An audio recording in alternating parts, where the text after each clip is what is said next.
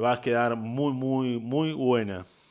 Totalmente. Bueno, y tenemos un último contenido. Les pedimos que se queden un rato más porque hemos preparado una columna sobre Victoria Villarroel, que también es para charlar con todos ustedes. Sí, sí, nosotros ya venimos hablando de esto de la batalla cultural de la derecha. Hay una relectura de Gramsci de la derecha en esta cosa de, bueno, ir moviendo el sentido común. Algo Juan Carlos dijo, el tema de utilizar la cosa de las víctimas del terrorismo como caballo de Troya del discurso negacionista, si se quiere. Y esto efectivamente no es que estuvo siempre. Victoria Villarroel fue diciendo diferentes cosas a lo largo de su vida y fue probando de diferente manera cómo traficar el negacionismo y cómo hacer avanzar estas ideas pro dictadura en amplios sectores. Victoria Villarroel es de familia milica, está bien. Nació en la ciudad de Buenos Aires en 1975, o sea, un año antes del golpe.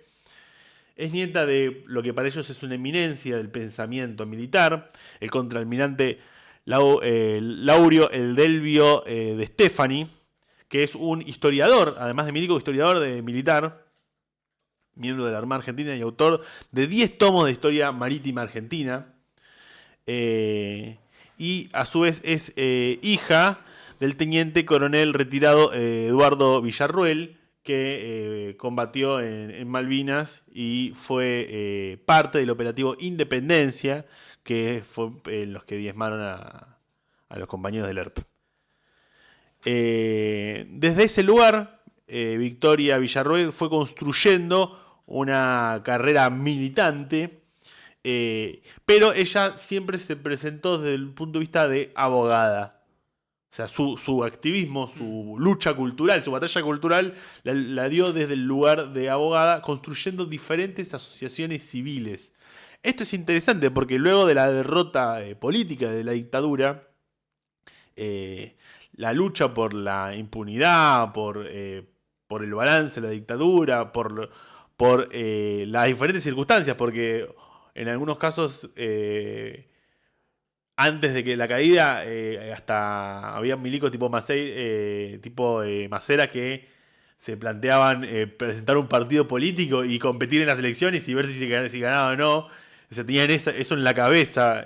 Claro, Pero luego de la derrota, no, en vez de pelear por tener un partido político, estaban peleando por algún tipo de grado de impunidad. claro, como ¿Está que bien? fueron retrocediendo, ¿no? Fueron De retrocediendo. pelear por todo, perpetuarse, quedarse pero volver, ganar las elecciones. No ir en cana, no ir todos en cana, ir una parte en cana. Bueno, en toda esa instancia se fueron generando diferentes asociaciones civiles. Unos eran los de FAMUS, que eran familiares de militares, tratando de imitar en algún sentido macabro lo de las abuelas y madres de Plaza de Mayo, tratando de decir, bueno, o sea, mi padre está preso, o mi padre, o mi tío, mi abuelo murió en combate contra la subversión, entonces yo tengo dolor y me asocio con otros y mi dolor también vale. ¿Está bien? Desde el punto de vista de los militares. No hablamos todavía de víctimas de otro estilo, ¿está bien? Ujú. Militares. Inicialmente Villarroel formó parte de otra, de la Asociación Unidad Argentina, que era una agrupación fundada durante la década de los 90 por Fernando Berplestén, orientada a cuestionar la política de reconciliación del gobierno de Menem. O sea, estaba a la derecha del menemismo porque, bueno, Menem como que, entre comillas, indultó a los milicos y también hizo un indulto a la cúpula de ERP y Montoneros. Entonces, bueno, borrón y cuenta nueva. Claro, como de un lado y del otro, digamos. Claro, bueno, esta organización se situaba a la derecha, eh, pero es interesante porque acá hay que hacer un punto. Cuando vienen los indultos de Menem, las organizaciones tipo FAMUS y todas estas que reclamaban que también se entienda su dolor, se disuelven. Ujú. O sea, formalmente las organizaciones hablaban de reconocemos todo esto, pero hay que reconocer todo lo otro. O sea, memoria completa, FAMUS y Unidad Argentina. Unidad Argentina no tanto, era más derecha, pero las otras dos era como, bueno, no cuenten solo una parte de la historia, etcétera, etcétera, etcétera, etcétera. Ahora, toda esa necesidad de rememorar y de contar y de hablar de víctimas y de poner el dolor de ellos, entre comillas, de lado, resaltarlo, se termina cuando le dan los indultos. Claro. ¿Está bien? ¿Y cuándo vuelven? Bueno, en el 2003, cuando empiezan los juicios. Entonces, quedemos un poco, a ver, vos lo que querés es hablar del dolor de las víctimas y todo eso, o lo que querías era impunidad. Entonces, cuando hubo impunidad, dejaste de militar, y cuando se terminó la impunidad, volviste a militar. Bueno, lo que querés es impunidad. Ahora, ¿cómo la presentás? Y ahí es donde vienen las diferentes novedades. Esto de hablar de las víctimas empieza con el tema de los juicios, que es algo de los derechos humanos y de la lucha de los organismos que se logran imponer luego del argentinazo, ¿está bien? Entonces Villarroel en el 2003 empezó a pensar una asociación profesional que empieza a hablar de las víctimas del terrorismo. Y es interesante esto porque ella agarra el concepto de víctima del terrorismo internacionalmente, empieza a ligarse con organismos internacionales que hablaban de terrorismo, como por ejemplo las organizaciones que luchaban por la libertad del País Vasco, tipo ETA y demás, que había gente que murió en todos esos actos terroristas. Entonces, bueno, hablemos del terrorismo, hablemos del problema del terrorismo. Recuerden que en el 2003 estaba invasión de Irak y todo, etcétera, etcétera, Afganistán. O sea, hay un problema con el terrorismo. Ok, es mundial. Hay foros internacionales, hay organismos que ponen guita, hay un mundo que habla del terrorismo. Bueno, nosotros también tuvimos terrorismo, dice Víctor Villarroel. Claro. En los 70, etcétera, etcétera, etcétera. Entonces, queremos que cuenten nuestras víctimas de terrorismo, queremos sumar a las cifras, queremos sumar el estudio y queremos recibir las donaciones, queremos ser parte de todo ese mundo que habla del terrorismo. Entonces empezó a tener predicamento internacional y a viajar y a hablar en foros, etcétera, etcétera, y a escribir un libro que es conocido, editado por la editorial sudamericana, que se llama Los Otros Muertos, en donde habla justamente de la gente que murió en combate con los militantes de la guerrilla, etcétera, etcétera, etcétera. Así se fue tonificando, está bien, pero claro, o sea, el viento político estaba para el otro lado. Entonces, un poco Victoria Villarroel pudo hacer relativamente poco. Si bien la cantidad de juicios que hizo el kirchnerismo y demás fueron bastante pocos, y muchos terminaron en domiciliarias y otros fueron directamente exculpados, etcétera, etcétera, etcétera. No todos terminaron como Videla. No todos terminaron como Videla, pero no fue por el accionar de Victoria Villarroel y de su organización. Sin embargo, en el 2006 Villarroel fundó el Centro de Estudios Legales del Terrorismo y sus Víctimas, CELTIV, que reúne familiares de personas que tuvieron algún familiar que cayó en combate con otras organizaciones, políticas revolucionarias tipo el ERP, etcétera, etcétera, etcétera. La diferencia con FAMUS es que intentan incorporar gente civil. Entonces vos imaginate un quilombo de... Vienen grupos de tarea a secuestrar a un guerrillero, balacera, cae alguien que justo pasaba una bala perdida, víctima de terrorismo, te hablo, te incorporo, y bueno, lo que terrible, la víctima de terrorismo.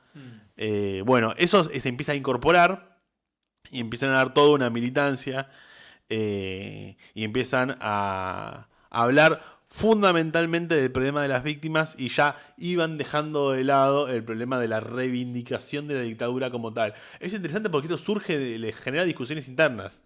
Sectores más ligados a Cecilia Pando y demás, como que los corren por derecha, le dicen, che, bueno, pero vos dejaste de hablar de la reivindicación de la dictadura, de que acá hubo una guerra y demás, como que fuiste corriéndote de ese discurso y empezaste a hablar del problema de las víctimas, del problema de los nenes, del problema del dolor, etcétera, y de la hipocresía, de los que solamente hablan de como si hubiesen muertos que valen más que otros.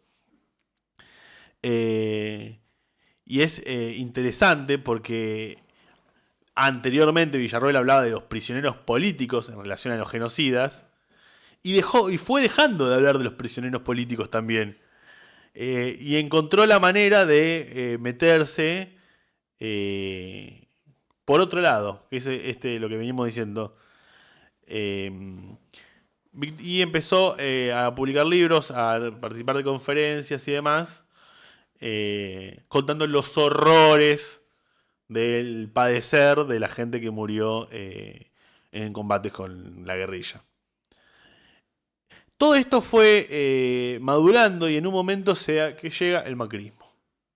El macrismo transforma en algún sentido y hace una ofensiva con respecto a los derechos humanos y pone a gente de organizaciones como Memoria Completa, que eran organizaciones que reivindicaban directamente la dictadura, en parte del gobierno, ¿no?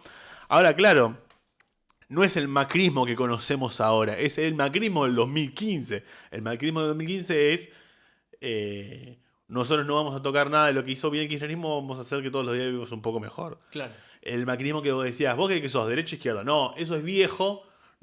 Eso es de la vieja política, nosotros somos la nueva política. El macrismo del timbreo, recuerden. Va a ser una nueva derecha, ¿no? El macrismo de los globos. Vean que ahora no hay globos. Los globos como tal, la revolución de la alegría, como construcción política, distaba un poco de la reivindicación directa de la dictadura. El macrismo decía, bueno, pero dejemos de revolver el pasado. Esa era la discusión más bien, más que hay que matarlos a todos, zurdos, qué sé yo. Era no revolvamos el pasado, siempre discutiendo con lo mismo. Recuerdo una discusión en Mirta Legrand, que discuten Chávez y Macri, es imperdible, está en YouTube, en donde Macri dice, pero basta hablar del pasado, y Chávez dice, bueno, pero no, si no conoces el pasado, no, lo de siempre, no podés en el presente. Y dice, pero hay que empezar a proponer. Ese era el macrismo de esa época. Pero bueno, así todo, Abruz, que era el ministro de Derechos Humanos, tenía la cosa de recibir a todos los que hablaban de los derechos humanos. Entonces, como iba a hablar de víctimas de terrorismo, Victoria Villarroel fue recibida por Abruz y eso para ella fue el primer gran triunfo de su organización, del Centro de Estudios Legales del Terrorismo y sus Víctimas. Pero no encontró ningún tipo. Cuando fue esa reunión hubo muchísimas denuncias diciendo, bueno, no, el macrismo quiere volver al día de los demonios, macrismo, dictadura, etcétera, etcétera, etcétera. Y Abruz empezó a separarse de la propia Villarroel diciendo, bueno, no, yo recibo a todo el mundo. Y Victoria Villarroel dice, bueno, pero ustedes tienen miedo de ser políticamente incorrectos. Es interesante cómo ya empieza a ponerse el huevito de la serpiente en esa situación. Empieza a surgir una derecha ideológica, militante. Empieza a surgir, no, se consolida, porque viene militando hace ya muchos años. Imaginen que empezó en los 90, estamos hablando del 2016 ya. Que se desilusiona del macrismo, pero gana fuerza cuando el macrismo termina muy mal, en un desastre. Y en el 2021 se empieza a ver vinculaciones con Milei y se presenta a las elecciones por primera vez. Y ahí ingresa a la Cámara. Victoria Villarroel ha sabido dar correctamente las peleas. Si uno se acuerda de lo que fue el fallo del 2x1, para liberar a los genocidas y demás, uno no se imagina mucho la cara de Victoria Villarroel porque no se metió en esa. Se dio cuenta que no le iba a ir del todo bien. Y de esta manera, ahora logró consolidar, fue probando por diferentes lados y logró consolidar este ángulo. A mí cuando hablan del tema de las víctimas del terrorismo me hace acordar mucho a la campaña antiderecho de Salvemos las dos vidas. Sí. ¿Está bien? O sea, ¿Cuál es el concepto? Táctica ponerse a la defensiva. Claro. No a la ofensiva. ¿Cuál es el concepto? Ok, vos querés salvar a la mujer, yo quiero salvar a la mujer y al nene. Claro. O sea, es una táctica que busca en algún punto mostrarse como racional y como ponerte a vos del lado de la ideología. Entonces, Victoria Villarroel, por ejemplo, no habla, dice, está en contra de las nociones de terrorismo de Estado y de subversión también, o sea, de ambas. Dice, no, yo hablo con términos técnicos legales. ¿Está bien? Entonces te dice, lo de 30.000 está mal porque no puedes probarlo. Cuando sabemos que la cifra 30.000 se postula, primero porque hay poco registro y segundo porque se hace un cálculo general sobre los diferentes centros clandestinos y demás. Y que en todo caso el problema es que quienes tienen que decir cuántos hay es el Estado. Y es más, capaz que hay hasta más. En vez de estar diciéndole a la gente si son o no 30.000, que desclasifiquen los putos archivos de la dictadura. Que eso todos los gobiernos han hecho bastante, los pelotudos. Pero hay un video de Cohen que cuenta muy bien esto. Ahora, Victoria Villarroel construye su discurso sobre el discurso legal, sobre la terminología legal. Entonces te dice, bueno, lo de 30.000 no se puede probar, lo de las víctimas del terrorismo son también víctimas como cualquier persona, porque hay una acción ilegal que deja un saldo de un muerto. Y así trata de abrir, si se quiere, este surco, esta idea para empezar ahí sí a ir traficando todo el resto. Es un caballo de Troya. ¿Por qué digo que lo de las dos vidas? Porque bueno, justamente es eso. O sea, vos me hablas de tu cuerpo, tu decisión, y yo te hablo de algo elemental. O sea, todas las vidas valen igual, etcétera, etcétera, etcétera, etcétera. Es interesante que discutamos cómo podemos desmontar efectivamente este discurso. Porque, bueno, detrás de las víctimas del terrorismo y demás, lo que hay es un intento de decir que acá hubo un enfrentamiento. Y en realidad no, lo que hubo, yo estoy de acuerdo con algunas de las discusiones que planteó Juan Carlos, pero con los compañeros de la guerrilla, lo que hay es una discusión táctica. O sea, vos vienen, te imponen una dictadura sanguinenta para vender todos los recursos naturales y poner la economía del país de los Estados Unidos, el servicio del imperialismo, como fue el Plan Cóndor. Y bueno, hubo una discusión en la vanguardia sobre cómo enfrentar eso. Unos dijeron guerrilla, otros dijeron vamos a las masas, vamos a la asamblea, vamos al movimiento obrero. Ok, pero lo que había del otro lado era el imperialismo, lo que había del otro lado era la derecha, lo que había del otro lado eran los grupos concentrados de poder que se dotaron de un aspecto del Estado, como es el ejército, para masacrar a la vanguardia y a los sectores de masas. ¿Es reivindicable la lucha armada contra una dictadura? Claramente sí. Probablemente lo que hubo fue un conjunto de acciones que no sirvieron en la clase obrera, que la separaron. ¿Está bien? Nosotros como izquierda en realidad hemos discutido poco esto. Parece como que si hubiese un tabú, como que bueno, como hay compañeros desaparecidos, uno no puede discutir si hicieron mal o bien en algunas cosas. Más allá de que muchos desaparecidos en realidad opinaban como nosotros que estaba bien el movimiento obrero. Pero independientemente de eso, me parece que nos debemos esa discusión y que frente a la derecha no podemos volver a cometer los mismos errores porque la salida es política, porque la clave es convencer a mucha gente de que para derrotar a la derecha tenemos que ser cada vez más.